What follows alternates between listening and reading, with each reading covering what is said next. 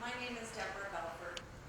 I'm a mother of 4 children, 2 of which my husband and I have adopted.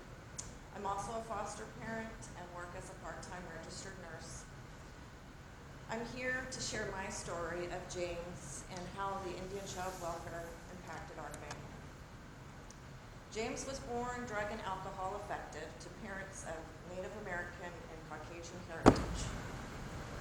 Soon after his birth, both parents expressed their desire to have James placed for adoption, and they relinquished their parental rights. It was then that James was placed in foster care, and the state terminated the parental rights. James was 3.5 months old when he was placed with us. We were his 3rd home in 3 months. He was removed from his first home because they had a family emergency. He was then removed from his 2nd home because they were not considered a Native American home. The social worker who placed James with us informed us that we were considered to be a Native American home, and this was because my husband is both Cherokee and Choctaw, though not eligible for enrollment, and because our 2 adoptive sons are of Minnesota Chippewa descent. After 6 months later, the father's rights were reinstated by the state. This was done so that James could be enrolled into his father's tribe. A couple of months later, the father did have a visit with James. It was during this visit that the father gave our social worker the name of a 2nd cousin of his that might be able to take James in. Approximately 9 months later, we received a phone call from the social worker stating that James would be leaving us and that the transition process would begin with a weekend visit. My husband and I were in shock because we had had several phone calls with the social worker in which she stated that the second cousin was not a reliable resource, and there were issues surrounding her as a potential home for James. During this conversation, the social worker assured us that we would be able to have contact and visits with James. At this point, my husband and I were very upset at the thought of losing James, but had reconciled ourselves to accept the fact that he was going to live with an extended family member. At that time, the only thing that brought us comfort was the promise of being able to see him again. When the time came, my husband and I requested that we be allowed to make the 2-hour drive to the reservation with James to help him feel more comfortable with the transition. James had never met this social worker, and neither had we. And unlike most children who enjoy car rides, James became anxious, upset, and often car sick. This was related to the sensory integration issues he experienced due to the fetal alcohol syndrome.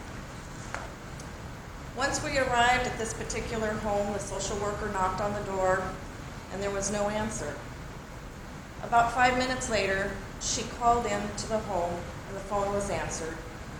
She was told by this intended placement for James that she would not be able to take him this weekend because she had just sprained her ankle. Our social worker then asked if we could at least come in for a visit. After another few minutes, we were allowed in.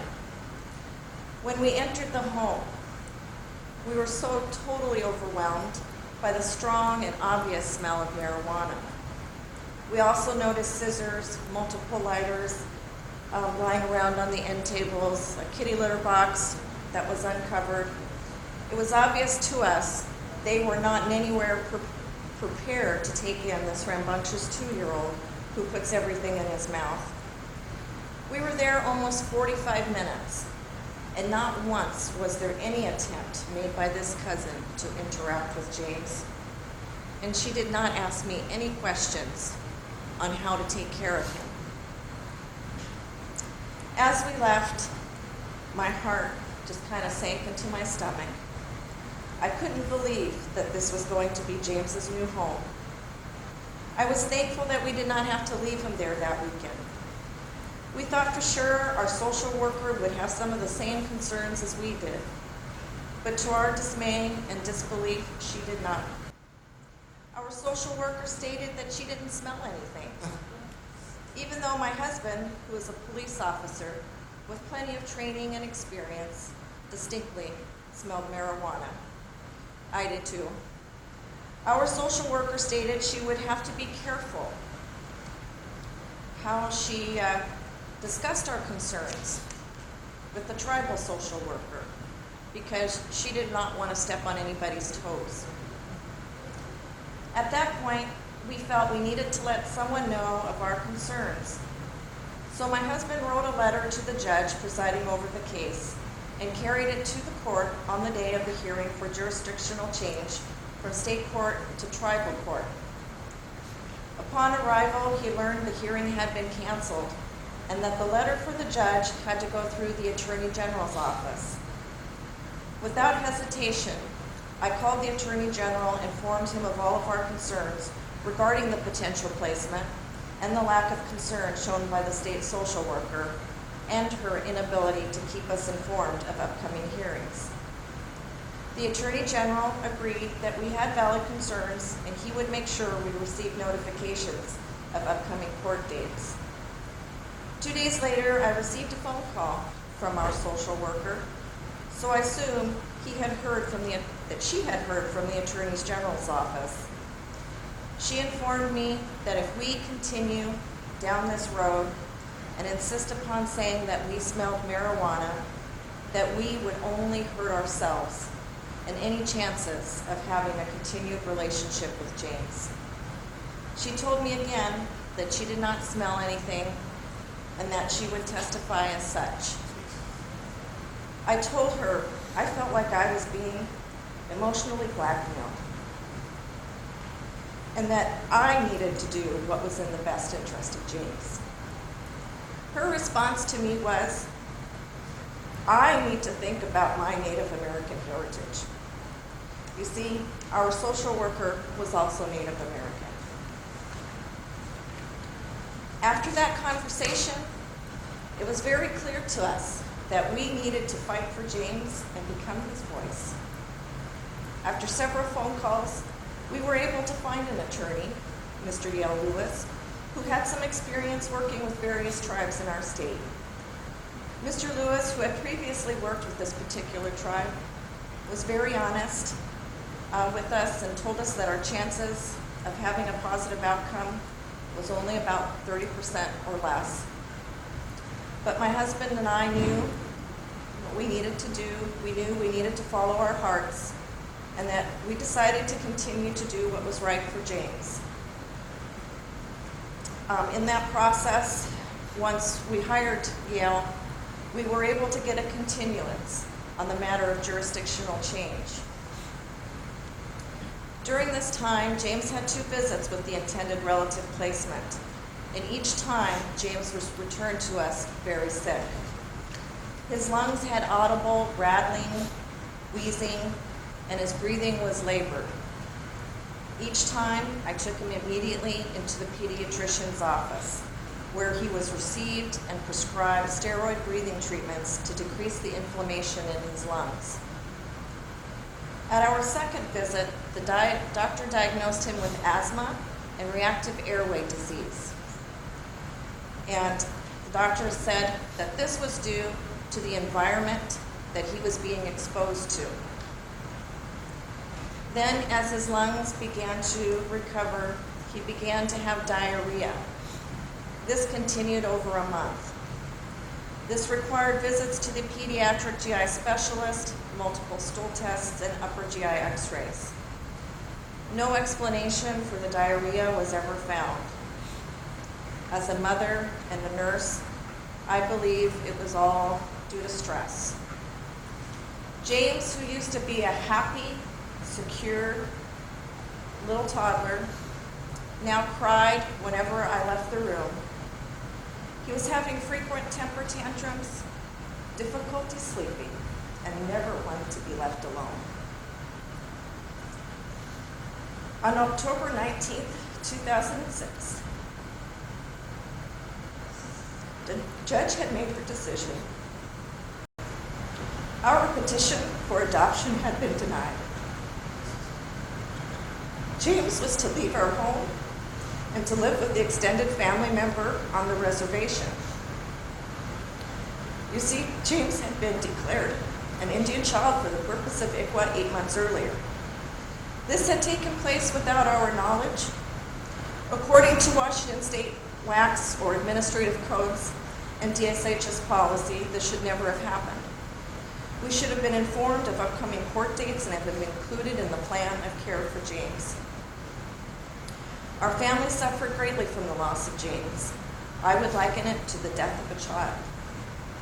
The night that James was removed from us, our family went to bed as normal.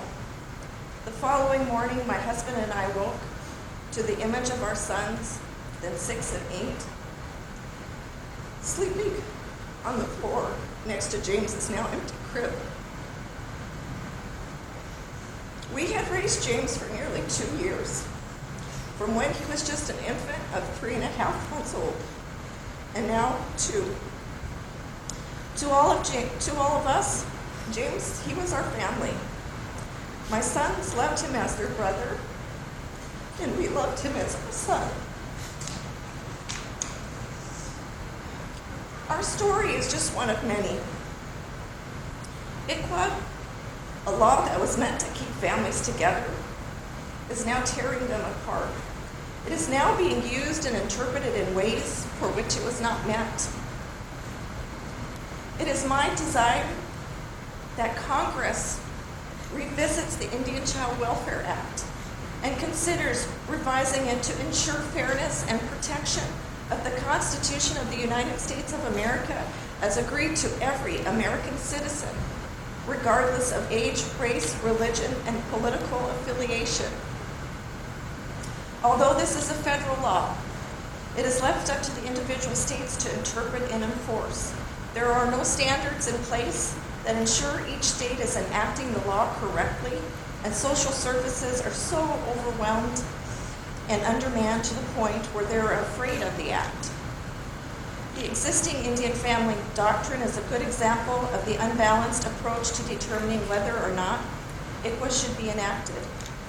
Determining if a child is even part of the tribe goes beyond blood quantum, but should also consider a child and his biological parents' willingness to be a part of the tribe they are from.